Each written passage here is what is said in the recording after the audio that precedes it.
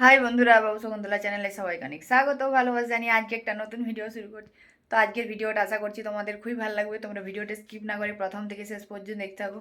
তো 50 দিন পর পর আমাদের কাঁচড়া ফেলতে যায় মহারাজ। তো কাঁচড়া দেখো, আমার ভয় লাগে সে সব ভরবে তারপরে ফিরবে তিন তলায় ঘর কে ডেলি ডেলি ঠান্ডা এনে তো এই যে এত কাঁচড়া। আর সকাল সকাল চলে আসে গাড়ি তো এই দিকে আচ্ছা। দাঁড়ায় আছে গাড়ি কত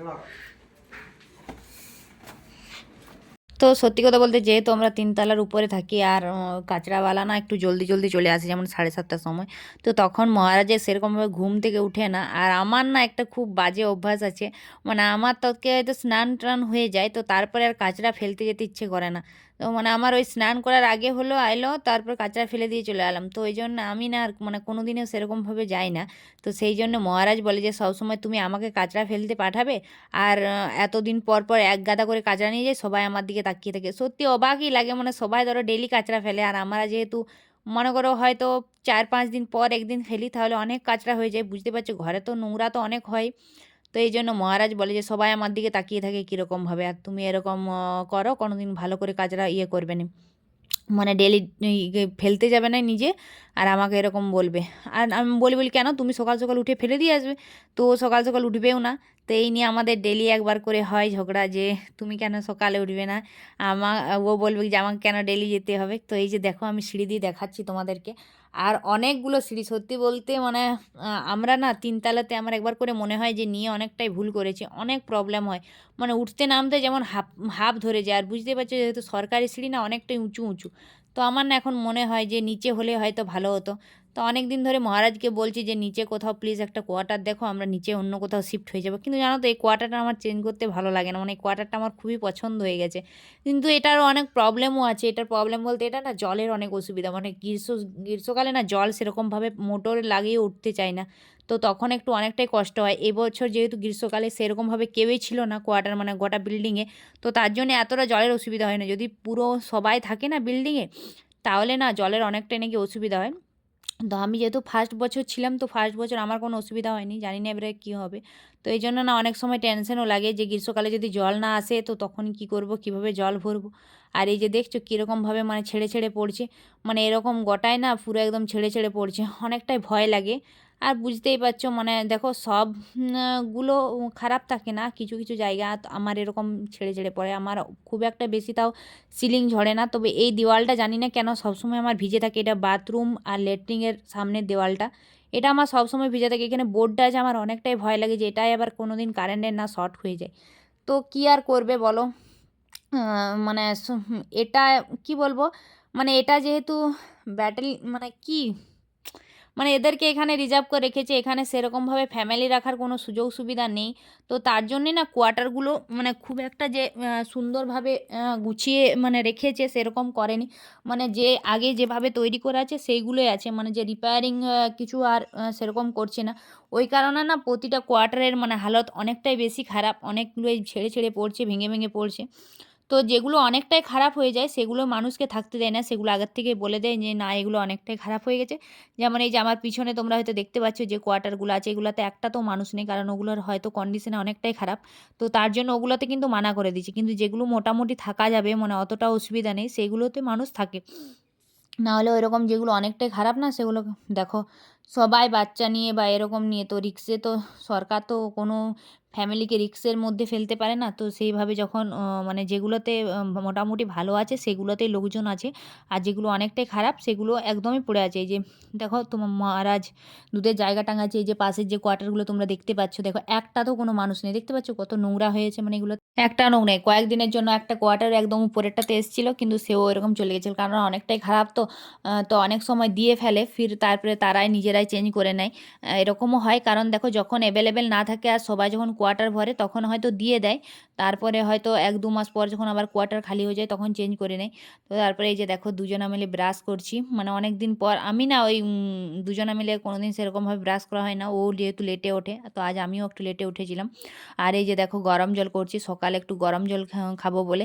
আ মানে আমার না সত্যি বলতে গরম জল খেতে অনেকটাই খারাপ লাগে, কিন্তু তাও এখন একটু সে একটু খেতে হয়। আর এইদিকে মহারাজ গরম জল ছাড়া অন্য কিছু খায় না। তো আমি সেটাই বলছিলাম, জানো তো, এই যে আমি ফ্লাক্সে এরকম গরম জল ঢেলে রেখে দিয়েছিলাম, আর মহারাজ খেয়ে নিয়েছিল মানে গরম জলটা। আর পুরো জিভ পুড়ে গেছিলো, কারণ অনেকটাই গরম করে রেখেছিলাম। আর আমি ওকে বলতে ভুলে গেছিলাম যে তুমি ঠান্ডা জল মিশিয়ে খাবে। তো ও ভেবেছিল হয়তো মানে নর্মাল করে রেখেছে, তো সেইভাবে ও খেয়ে নিয়েছিল। তো সেই নিয়ে একদিন অনেক ইয়ে হয়ে গেছিলো, মানে মহারাজ বলছিল যে এরকমভাবে তুমি আমাকে কোনোদিন পুড়িয়ে মারবে। তো সত্যি এটা আগের বছর হয়েছিল, এখন হয়নি। এখন আমি অনেকটা সচেতন হই, কারণ দেখো যখন জিভ ফিভ জ্বলে যায় না, তখন আমাদের নিজেদের কত কষ্ট হয়।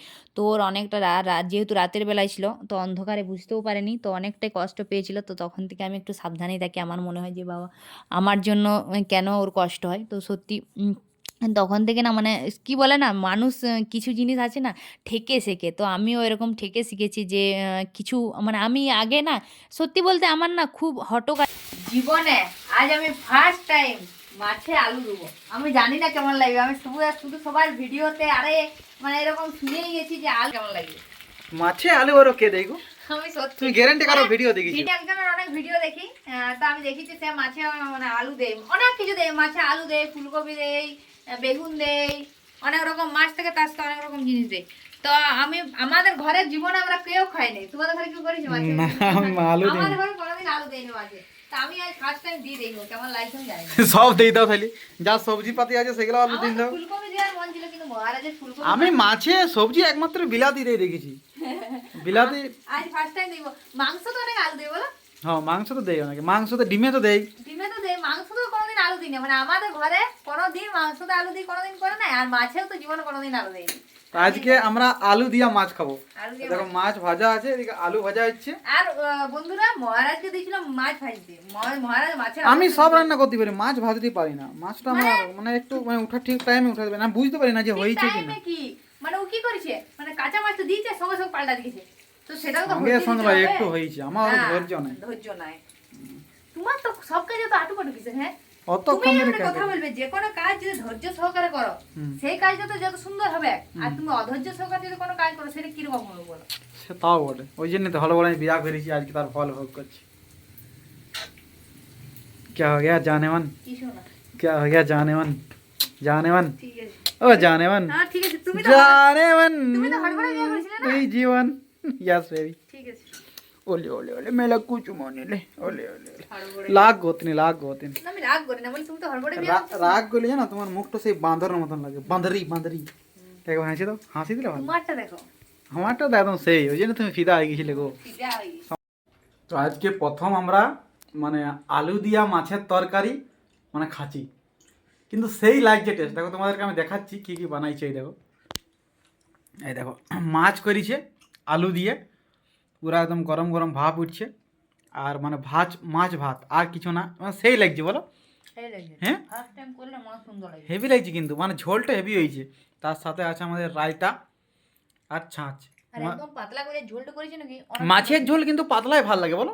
আর কি বলে, মাংস যদি করো ডিম এগুলা মানে গ্রেভি গুলো একটু মোটা হলে ঠিক থাকে, কিন্তু মাছের ঝোল যত পাতলা তত বেশি ভালো লাগে। সত্যি হেভি লাগছে, হেভি লাগছে আজকে খেতে। না, আমি অনেক হঠকারিতে সিদ্ধান্ত নিতাম বলে না, অনেক জিনিসে আমি অনেক ভুল করতাম। তো এখন না আমি অনেকটা নিজেকে সচেতন করেছি বা শুধরেছি, যে না, কোনো কিছু ডিসিশন নেওয়ার আগে ভাবনা চিন্তা করে নিতে হয়।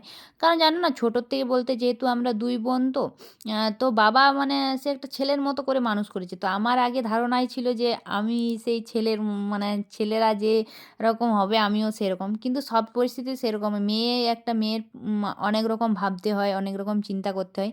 সেটা হয়তো ছোটোর থেকে আমার মা অনেকটাই বুঝিয়ে দিয়েছে। মা বলতো যে, "এই করিস না, মেয়ের বিয়ে হবে না, এই করিস না, বিয়ে হবে না।" অনেক কিছু কারণ বলতো। তখন হয়তো মায়ের উপর খুব রাগ হতো যে, মা কেন এগুলো বলছে? যে বিয়ের জন্য কি একটা মেয়ের মানে জন্ম দেওয়া কি বিয়ের জন্য? বা একটা দেখো, ছেলেদেরকে কিন্তু এইটা শুনতে হয় না কোনোদিনই। কিন্তু একটা মেয়েকে অনেক ছোটোর থেকেই বারবার একটা কথা শুনে বড় হতে হয়। তো সেটার জন্য আমার মাঝে, মাঝে আগে না অনেক দুঃখ হতো যে, মা কেন এরকম বলে? কিন্তু এখন বুঝেছি, যেহেতু মা নিজে থেকে শিখেছে। কারণ মা যেহেতু সংসার করছে এত বছর ধরে, মা তো জানে যে তাদেরকে হয়তো তাদের সংসারে কত রকম কথা শুনতে হয়। তো মাও চাইতো যাতে আমার মেয়েকে সেরকম কারুর কাছে না কথা শুনতে হয়। সেইভাবেই মা হয়তো বুঝাতো, কিন্তু তখন হয়তো বুঝতে পারতাম না। এখন হয়তো জীবনে বড় হয়েছি বলে অনেক কিছুই বুঝেছি। তো তোমরা একটু কমেন্ট করে জানিও না আমাকে প্লিজ, যে তোমরাও কি এরকম ছিলে, যেখানে উড়নচণ্ডী টাইপের, মানে সব কাজে হঠকারিতায় সিদ্ধান্ত নেওয়া, সব কিছু মানে হয়ে যাবে, যা বলছি তাই পেয়ে যাচ্ছি। আমার বাবা সত্যি যা বলতাম তাই দিয়ে দিত বলে না, খুবই জেদি বা ছিলাম আমি। কিন্তু এখন না অনেকটাই হয়েছে। আমি যে কত রিমোট বলো, কত যে জিনিস আমি নষ্ট করে দিয়েছি তোমরা হয়তো বলে বিশ্বাস করতে পারবে না। আমি অনেক জিনিস নষ্ট করেছি শুধু ওই বুনুর উপর রাগের জন্য। আমার রাগ হলে আমি যা পারতাম ভেঙে দিতাম। কিন্তু এখন সেই রাগের হয়তো সিকি পার্সেন্টও আমি আর মানে রাখিনি। এখন কি হয় জানো তো? এখন কোনো জিনিসের কিছু নষ্ট হলে না মানে নিজেকে অনেকটা কষ্ট লাগে, অনেকটা খারাপ লাগে। সত্যি মানে আমরা মেয়েরা সত্যি অদ্ভুত, বা বিয়ের পরে আমরা নিজেদেরকে এতটাই চেঞ্জ করে ফেলি না? মানে যখন তরকারি মানে কোনো কিছু রান্না মা করে দিবেন নাই বলে কত চিৎকার করতাম, "হ্যাঁ, এটা আমি খাই না, এটা তুমি কেন করবে?" আর এখন হয়তো সেই খাবারগুলোই নির্দ্বিধায় খেয়ে নিই। মানে চুপ বন্ধ করে। হয়তো মনে হয় যে কেউ কিছু যদি বলে সেই ভেবে। হয়তো কেউ কিছু বলবে না। মহারাজ তো আমাকে কিছুই বলে না। মহারাজ বলে, "তোমার যেটা পছন্দ তুমি সেটা খাও।" কিন্তু তাও মনে হয় যদি ওর কিছু কোনোদিন মনে হয়। তো এটা না অটোমেটিক নিজেদের মাইন্ডে চলে আসে। যেমন দেখবে খাবার যদি কম হয়ে যায়, মা কিন্তু হট করে বলে দেবে যে, "না আজকে আমি এটা খাবো না।" আমি আমার মাকে কত বলতাম যে, "হ্যাঁ, একটু হয়তো কম হয়েছে, একটু কম করে দাও না সবাইকে। তুমি কেন বলে দাও যে আমি খাবো? আমি এটা খাই না, আমার আজকে খিদে নেই।" তো সত্যি মা মাই হয়। মা নিজের সন্তানকে খাওয়ানোর জন্য অনেক সময় হয়তো হয়তো আমরাও আস্তে, আস্তে এরকমই হয়ে উঠবো। এখন হয়তো অতটা হতে পারিনি। কারণ আমার সত্যি মানে আমি না খেয়ে না কাউকে কোনো কিছু দিতে পারি না। তো সেই জন্য অনেকটাই এখন মানে সেইটা এখনো আসেনি। হয়তো আস্তে, আস্তে চলে আসবে।